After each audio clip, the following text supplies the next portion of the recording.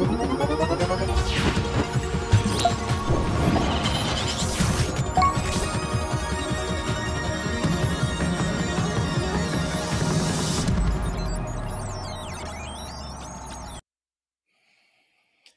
all, and welcome to INE Live. I'll be your host today. My name is Jack Reedy, also known as AKA Sec IT Guy, and this is our first INE Live for Cybersecurity Awareness Month, all of October.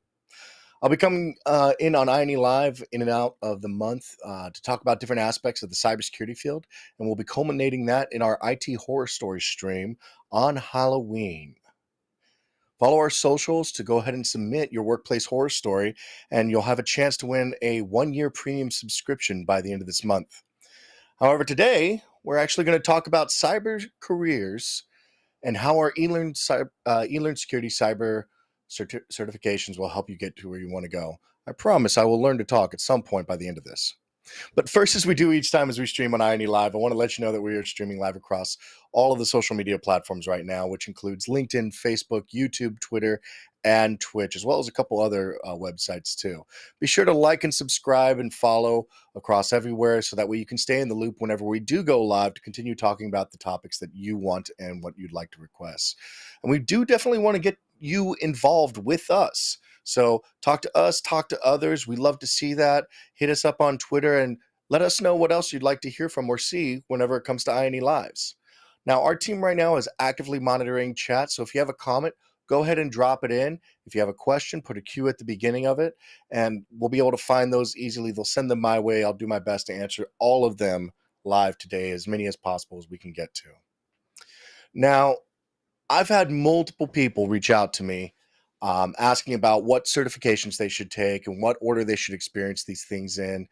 I've also had individuals reach out that are quite unsure about how their certifications ally with specific career points that they would like to hit. So today I wanted to do a little bit of a talking head situation and, talk to you guys directly about how we are building our certifications, where they align in your career map, how you can best leverage them to improve your career outcomes, and different ways or where you should really align your interest with as far as your education or learning goes to make sure that your outcomes further progress your career as we go forward. Now I'm going to go ahead and ask that we switch over to the screen share so I can first talk about how we are building these things and the way that we are organizing them. If you're unfamiliar, we basically use what's called the Cybersecurity color wheel. Now, this was first proposed at Black Hat in 2017, I believe it was, and I could not find the original author's name as I was looking for them. But I wanted to point out the specific breakdown for career mapping. Now, there's a couple different versions of this, and because cybersecurity is such a broad market, really. I mean, it is ubiquitous in everything we do and all the technology that we touch, from our computers to our handheld devices. Because it is, just so ubiquitous, what you'll see with these color wheels is that they break down into a lot of different categories. For example, I've seen cybersecurity color wheels that break into DevSecOps. So it looks a lot more about coding and quality assurance and testing and product testing and things like that, as opposed to operations, handling and managing whenever, alerts come up, or penetration testing, or et cetera, et cetera. So in this, I wanted to show what we use, particularly in this way, which is a different version of the same color wheel. There's also a wonderful write-up, which I'm going to flip to real quick, from Hacker Noon that goes very deep dive into what the color wheel is and how to use it, specifically this one. Now, like I said, I'm not quite on board with using this one because while it kind of hits the wickets of what we're talking about, it kind of goes too far into the code section. So for us, what we look at is at first what we're very familiar with, attack or offensive operations, being the red team. Penetration testing, a lot of us are very aware of this. We also have then the defensive operations or defenders, also known as the blue team. Comparatively to those two, we have the yellow team or the engineers, the individuals that are building the systems that each team relies on.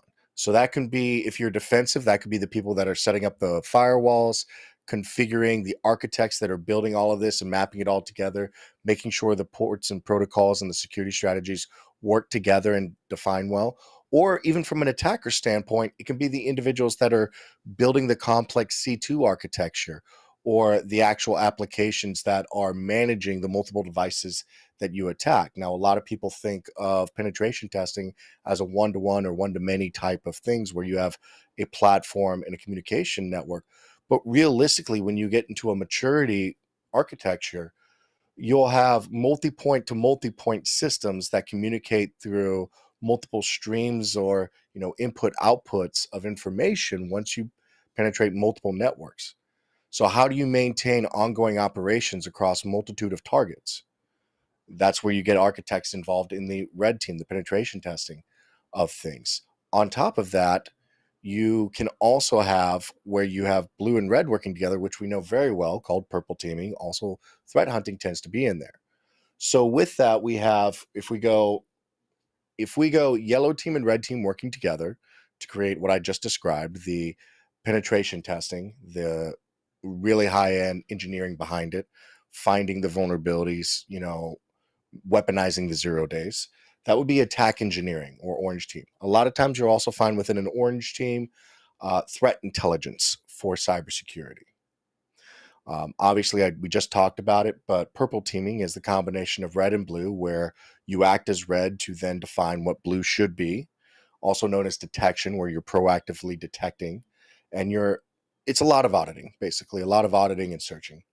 And then the combination of blue and yellow together, so engineering and blue team or defensive operations, would be defensive engineering, or green team, combination of those two together. A lot of times you'll find these individuals called information security engineers or security infrastructure engineers or operators or et cetera, et cetera, et cetera. Milagros asked, do you recommend any certificate for someone who lives in Switzerland? Yes, I recommend them globally. I don't, Switzerland isn't particular. Now, I'm not sure if you have a specific requirement for that region, but no reason why I see, you shouldn't take one in Switzerland. Does EJPT certificate help in landing the job? Well, thank you for the transition, because that's what we're going to talk about next. So with eLearn Security, as I described, we have basically three primary methods or breakups, if you will, of where we focus our attention. We have red team, yellow team, and blue team. We're going to talk in order of those. And we're also going to talk in order from novice to advanced capabilities and excuse me, novice to advanced capabilities from the certifications. So does EJPT certificate help in landing into the job? Yes, it does. All right. This is designed to be, the EJPT certification is designed to be an entry level certification into your first role as a penetration tester. Now, I'm not going to say, because at no point when it comes to certifications will any certification guarantee you a job. It's just not the way it works in the field at all. Can it help? Absolutely. Absolutely. Certifications are a wonderful method of determining as a snapshot that you have the skills necessary or the knowledge necessary, depending on what type of certification it is. The bearded IT guy, bearded IT dad, we see you. It's good for you to stop by. I appreciate it.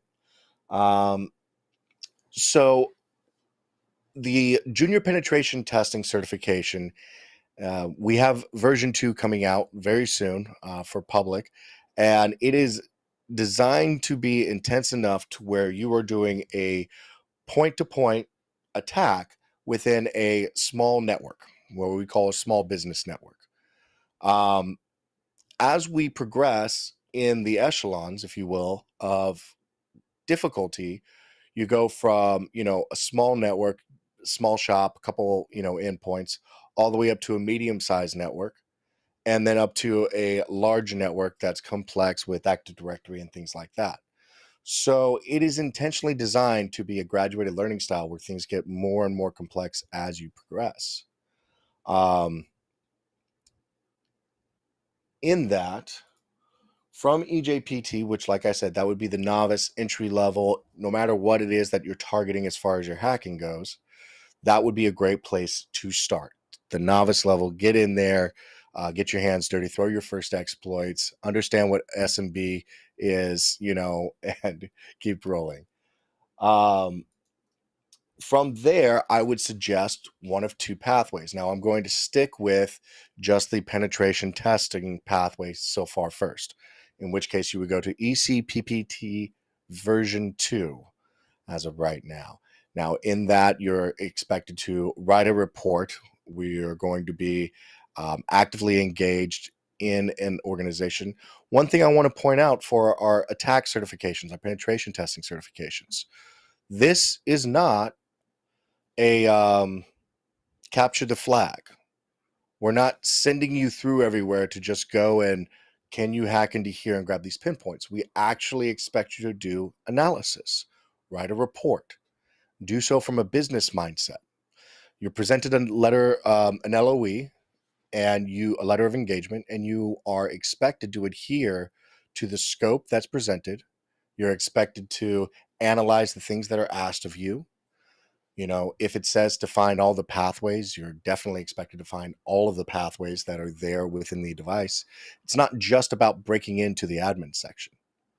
You're supposed to, as in business, as would be expected for an actual penetration test, you're expected to analyze the entire scenario as well.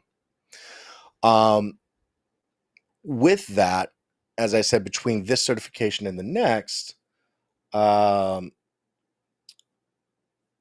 we get into the more complex situations of ECPTX version 2.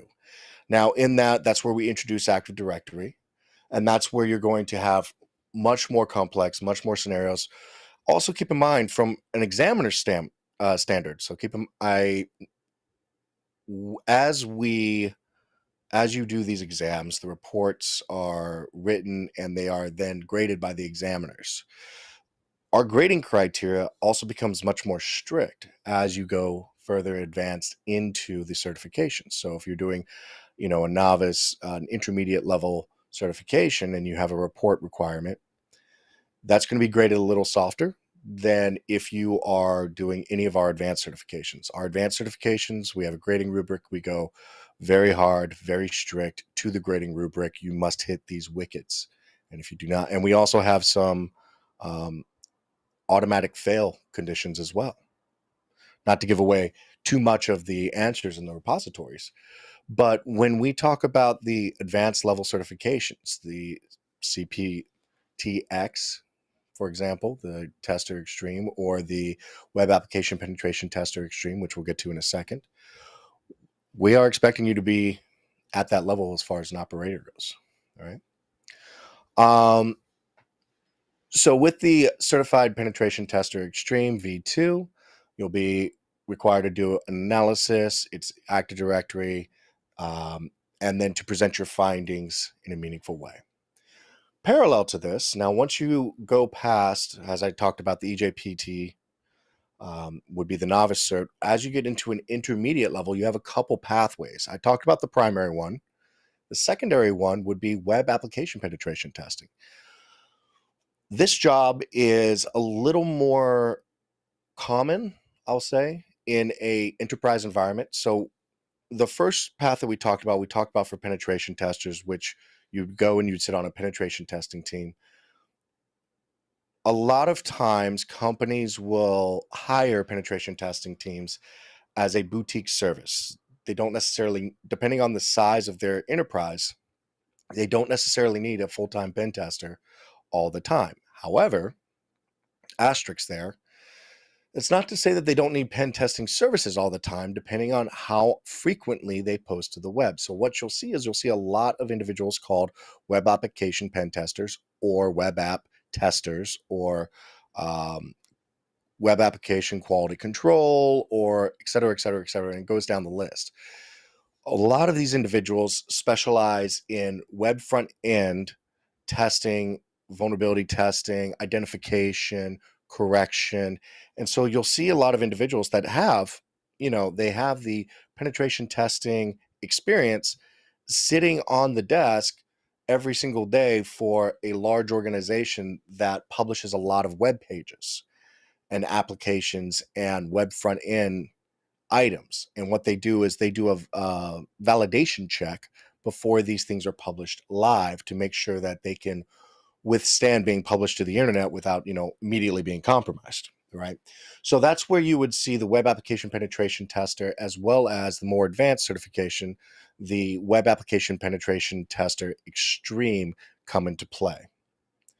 Now, to drop a little hint, some cyber secrets real quick. I'm very excited for EWPT because we have Alexi that's going to be working on some of those courseware coming up. So pay attention, jump into our subscription, and you'll should be seeing some of those coming out soon. I'm trying to keep up with some of the questions real quick, taking a look. Right now, I'm preparing for CEH, and I was thinking to go for EJPT after that. Personally, Tibish, I would recommend you go for EJPT first and then CEH, because you'll get a lot more hands-on experience with a lot of the tools that CEH tests you on. CEH does a lot of, at least when I took it, it was a lot of questions on tool sets and what are these parameters. So if you were to do the EJPT first, you'd put your hands on a lot of the stuff and you'd be able to remember it a lot easier, and then go and do CEH. So excellent. Now I'm going to talk about, we have two more penetration testing certifications. Okay, wonderful. So the two other ones,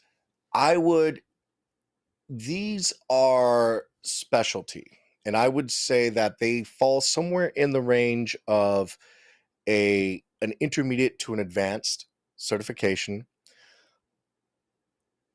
Sort of. They're so specialty that to get to a super advanced level would be to just stay on the cutting edge of research and knowledge by yourself. And what that means is, the first one I'll talk about is the mobile application penetration tester. And if you were to be sitting on the advanced level of that as a certification goes, you would be, as a new version of Android gets published, you would be there testing it yourself. So these are an intermediate level skill set as far as when you can, what I would recommend, you start studying. I would personally recommend doing mobile application penetration testing if you're really into it, like right around the CPPT timeframe, because you can deep dive. It's a specialty. You can deep dive into it, and you can really get into it and really enjoy it and understand what it is to hack a mobile device, and then from there grow into the field and everything else. In that particular test, we provide you a vulnerable mobile image that you then, and we identified two specific vulnerable apps that we've designed to be vulnerable. You then have to diagnose why they are vulnerable, identify what it is that we're asking from you for information, and present it in a meaningful way repetitively. So you do have to code and present a APK file that we can install and actually attack the phone repetitively. So pretty interesting test. Really, really enjoy that one. The second one that we have is the Certified Exploit Development Student, and that is going to be the ECXD. Like I said, that would be intermediate. It would go more towards the orange team, where you are designing exploits that you can submit. Excuse me one second.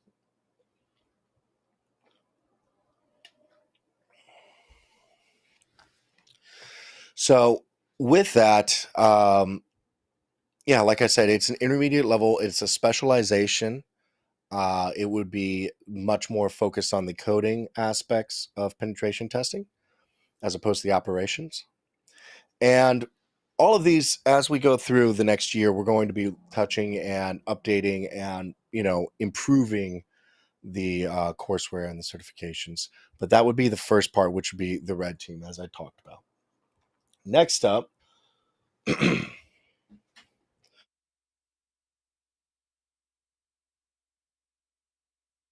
excuse me, guys. Sorry, allergy season. It's great. So next up, we have the.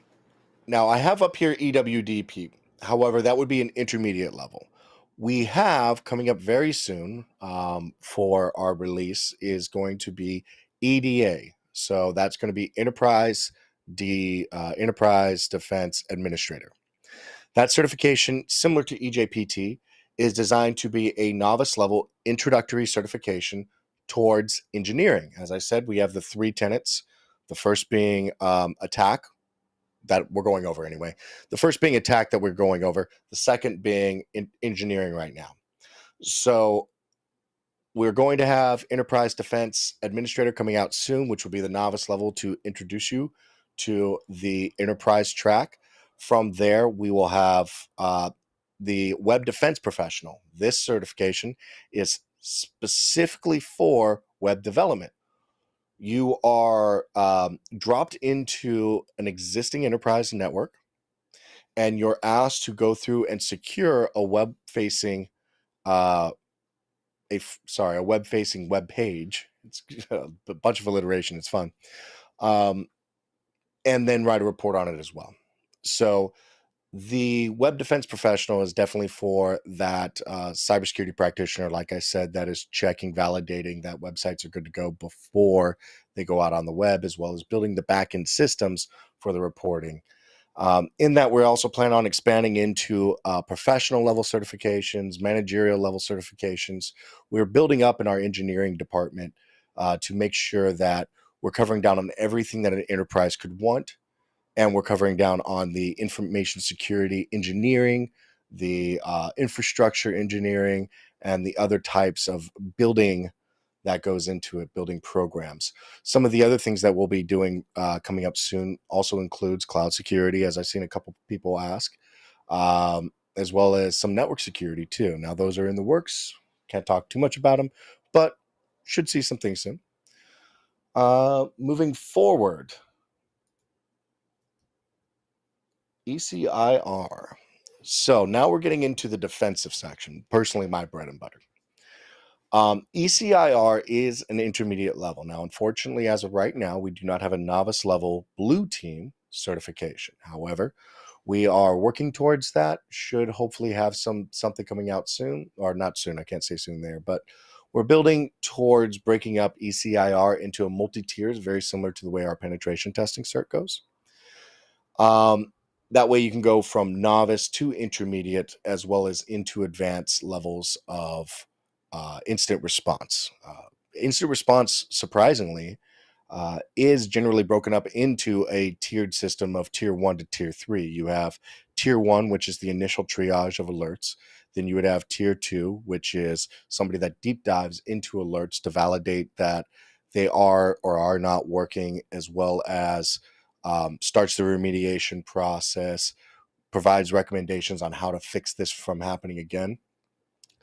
Tier 3 is that project management level that would oversee those operations, make sure things are being resolved, as well as start coordinating with external factors. So that could be cyber insurance, that could be actual law enforcement agencies. That's where your tier 3 and that expertise comes in to organize and coordinate with those individuals. So we're slowly working to break those out and build those out, very similar to the way that we have the penetration testing structured. But it is going to be really, really interesting. Following that up, we have the CTHP. Now, instant response, you're analyzing an incident, you are writing a report. CTHP, you're doing the same thing, but for those of you that are familiar, it is threat hunting. So that is, you're provided a data set, you have to evaluate it, proactively search and identify who was involved, how were they attacked, what did the attack look like. It goes very deep. It is wonderful. Really enjoy that certification. But that is the purple team level of combination and going in. Again, like I said, I would consider that to be an advanced certification. Um, I might burst some bubbles, but it is very difficult to enter cybersecurity greenfield into a threat hunting position. Usually, I'm not saying impossible, difficult. Usually, it's expected that you have some form of experience in defense. Um, that could be from a tier one instant response, gig, or even an information security engineer position, even if it's junior or something like that. Because threat hunting means that you're able to identify the logs, understand the logs from a multitude of technologies all across the spectrum. And if that's the case, it just kind of comes with experience. You know what I mean? So, um, Raul asked, I am in my second year to get my bachelor's of science in cybersecurity. I want to get into cybersecurity. Was a good way to go about it. I recommend starting with the two novice certs that I talked about. So I would start with, in your case, EDA when that comes out. I would also then go over to EJPT. Now, you might ask, why are you recommending a penetration testing if I want to go into the defensive side of cybersecurity? Because you want to know about attackers so that way you can defend against them. The best, what is it? The best defense is good offense. Well, the best defense is knowing how the offense operates. So it's good to, I actually have more training in penetration testing than I do defensive security. But once I understood how penetration testers operate, I could appropriately configure and defend against them in a security standpoint. You know what I mean? I was saying, I wish my name was John Doe to share all these certs as if it was mine. That's a method. Mario, is there any good novice blue team certifications in the industry that newcomers can start getting into? EDA is going to be our first one, our first foray into that. I do recommend EDA, even though it's not instant response, and I do want to make a novice level instant response one. I do recommend EDA because it's going to teach you how to configure things to be harder. So should you need, as part of instant response, you usually provide remediation recommendations. And if you understand how to configure the systems necessary to make sure that they're secure, you're able to write those recommendations a lot easier. So the combination of EDA combined with the instant response certification will get you there. The EDA course is already up on INE. Yes, Corinne, it is. I'm talking about the certification that's going to be coming out very soon. If you follow our socials, you should hear about a beta test coming out in the next couple months. Can we get into the audit job with these certifications like ISO? So again, it's hard to say yes or no to jobs and can you get in, because each HR has its own definition of what does and does not count. Will you have the skills? Yes. You will have the skills necessary to get in there.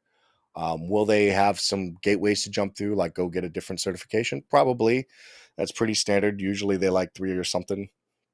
But to put your hands on, learn the skills necessary to actually do the job and understand the technologies, our certifications are, personally, I believe that they can't be matched. We really focus on the skills necessary to get you to the next level for the job and the position. With that, kind of want to talk about the next certification on our map, which is the CDFP. Now, this is an advanced certification. This deep dives into digital forensics from a bit level, which means hexadecimal editing, capturing disk images, and things like that. It's intense. It is intense, and it is meant to be. It is great for somebody that might want to do digital forensics as a professional. It is also great for if you want to go to that tier 3 incident response level. This is great to understand digital forensics from a standpoint where, as an incident responder, sometimes you're asked to collect forensics evidence to hand over to a law enforcement official, or office, or 3-letter agency, et cetera, et cetera, et cetera. Those things happen. So it's good to understand what digital forensics is, the analysis behind it, and everything from a class perspective. So that way you can comply with chain of custody requirements, things like that, from an instant response, where you find something that's so bad and possibly nation state, it's not foreign to you to interact in a forensically sound manner. Um, with that, so like I said, that would be an advanced one, but I would personally do that. I would do certified instant responder just as a base at an intermediate level. And then I would choose to go into one of these three advanced certifications. I said advanced, and I said three. I've only talked about two. So next we get into the certified malware analysis professional. Malware analysis can be tricky. It can be difficult. It involves a lot of operating out of memory. It involves a lot of understanding what coding libraries are, and what a piece of how to initiate a piece of software or malicious logic in a manner that's not going to infect you, like your individual system. But two, how to then analyze it to understand what it's doing as it's going. Some of the malware, quote unquote, that I've touched before has actually not been malware. It's been what's called grayware. And, the difference between malware and grayware, it's just a EULA agreement or end user licensing agreement. The only difference between grayware and malware is that it's still malware. You just agreed that it could be on your system and they have your signature. Um, so being able to take that sample, break it down into a meaningful way, understand how it communicates, operates, and touches in your system is an important part of the instant response process. Now, again, I consider this to be an advanced level certification. It is definitely something that you want to consider for that tier 3 instant response. It can also get hairy where you go and do a deep dive into it, also known as the certified reverse engineer. Now, the difference between malware analysis versus reverse engineer, generally speaking, very generally speaking, is the depth in which you're investigating what that malicious logic is doing. Frequently in malware analysis, you simply set up a bunch of monitoring on the system and you click run and you just record what it's doing. And then you analyze what you're recording. Whereas reverse engineering, you are looking at it at a bit level, or not even bit level, you're looking at it at an assembly level, and you're hitting play, stop a bunch and reading what it does at a processing level, where it is injecting strings into memory processes, or where like it is very deep dive into exactly what's going on. Now, in and of itself, that level of software breakout is a job. Reverse engineering by itself is a full-on job. That's where you would find a lot of engagement with like an antivirus company or one of the big tech companies, things like that. Can a non-tech degree with 10 years of network engineer experience get into cybersecurity? If yes, what would be the path? Yeah, absolutely, Sadish. It would be personally, I would go into information security engineering. I mean, I professionally, I came from a networking background myself. It was very easy to transition because I went into engineering, where I'm both. I understand networking, and now I'm doing network analysis, and then I went into instant response from network analysis. So it makes a lot of sense to go from network engineering, and then you start doing the analysis on what's actually in those packets. Breaking apart the headers is one thing, but breaking apart the headers of something that's malicious and being able to say, this is weird, this is weird, this is weird. Like, why are we forcing packets here? Why is this MTU reset here differently? Or why is this packet an odd size compared to all the rest of the traffic? Teardrop attack is one good example of that.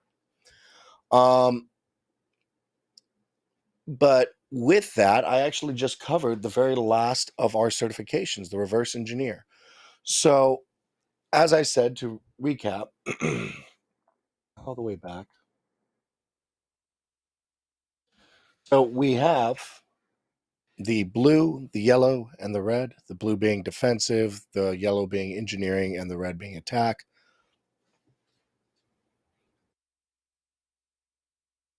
Sorry about that.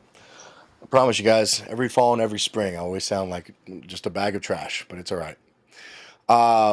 So we have the defensive operations, the engineering, and the offensive operations, the attack. You combine them together, and you get defensive and attack engineering, or detection, which is purple teaming.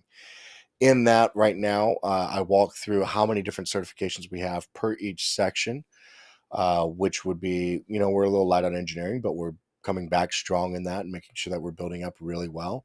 As far as our attack paths go, we're really strong in attack paths as well as defend. And we're just doing a little bit of reorganizing in there. If you're wondering what the white dot in the middle is, that's technically for managerial level information. So that would be CISOs, CIOs. They generally have eyesight across all of the paths in the vectors. So they're trying to build really resilient things. They're trying to maintain defensive operations, trying to better understand attack operations. So that's, you'll generally find some type of quote unquote management level section right in the center. Let me make sure I got all of the questions together. Okay, looks like I have just about everything. All right, wonderful. If you guys have any more overall, what cert path do you recommend to become a well-rounded SOC analyst? I recommend ECIR. If given the opportunity, I would also do EDA, so that way you better understand remediation. I would start with ECIR. That could land you in a tier 1 position pretty easily. And then I would build out from there and either go threat hunting, digital forensics, malware analysis, one of those three. Realistically, over the course of a couple years, it is entirely in scope to do each of those. I've personally done certifications and classes in each one of those with tests and all that other stuff, because instant response is a very just kind of like the term penetration tester. Instant responder is a very broad term, and you can have all sorts of different technology specializations. It's not uncommon to work on an instant response desk and to send something over to somebody else that is a specialty in one type of technology. Like, oh, this person really gets cloud. Let me send this incident over to them. They're handling and managing that. Or, hey, I need this. I don't really quite understand this malware. Let me go and work with this individual. And being able to collaborate between analysts is an excellent method of learning as you go. Same with penetration testing. As you work on a team with penetration testing, some people are just wizards when it comes to command and control communication. You know what I mean? Other people are absolutely excellent when it comes to shooting exploits or social engineering. Even physical penetration testing is its own little facet of what it is to be educated in the skill set. I don't here's a good analogy, because globally speaking, we have sports across the globe, right?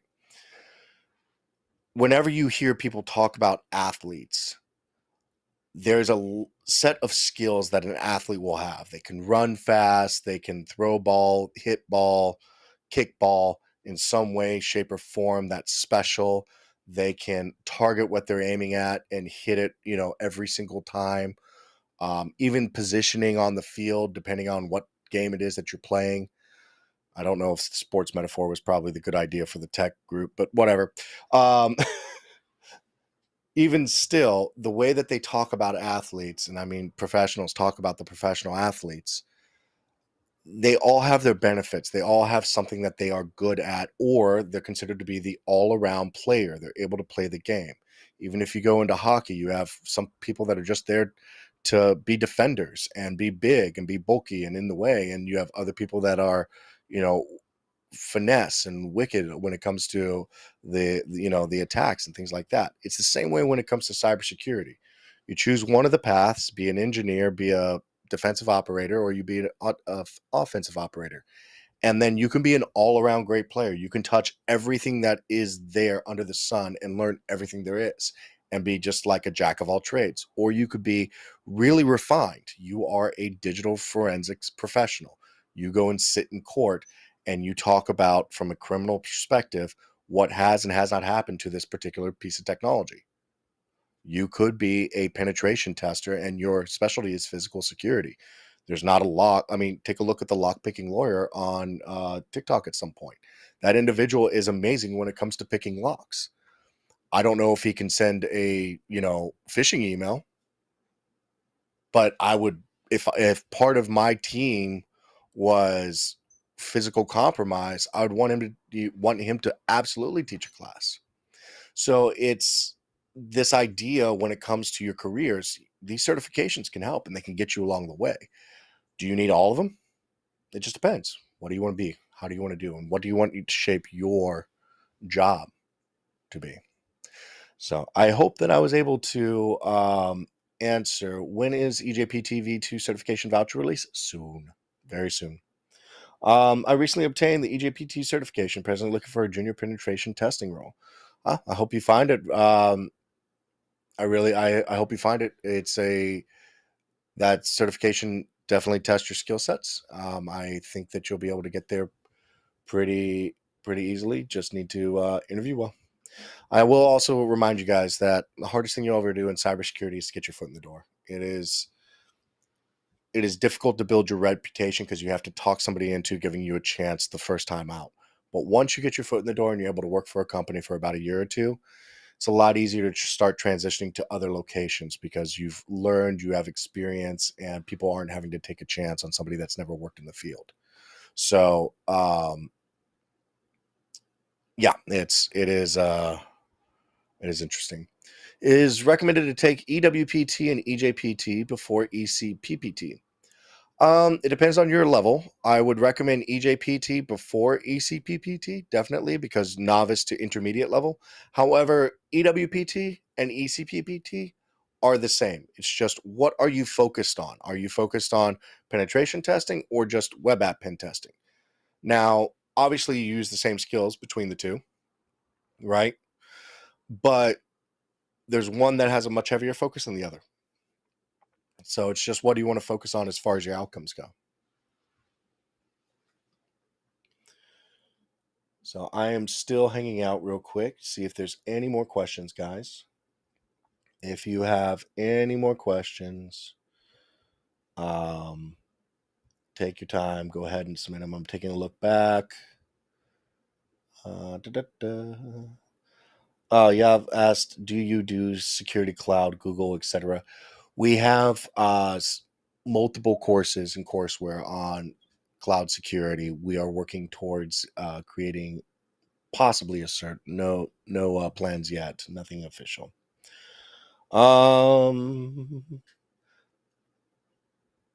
Is there a big difference between the EJPT and EJPT version 2 from White? Yes, there is. We have definitely made not a huge version, but we've made a big change for EJPT V2. We have made it more difficult intentionally to challenge you guys, and it's good. It's we're going to make sure that it is well covered. Sue Hall, is the giveaway over? There is no giveaway today, guys. To be clear, I'm talking about, we're going to be doing a, if you participate, I should probably talk about what it is that we're doing.